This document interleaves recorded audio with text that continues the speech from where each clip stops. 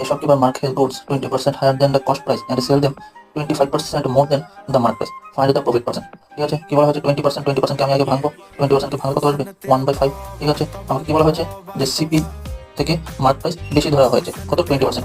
আমি সবসময় জানি যে সিপি কোনটা হয়, নিচে যেটা থাকে সেটা 5।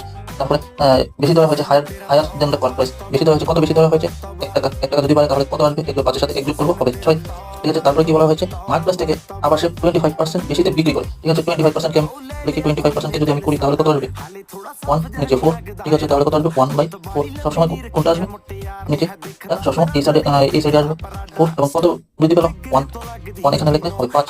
এখন কি করবো, এই দুটাকে আমি গুণ করবো, এই দুটাকে গুণ করলে কত আসবে 20, আর এটাকে গুণ করলে আসবে 30। তাহলে এখানে কত টাকা লাভ হলো 10 টাকা।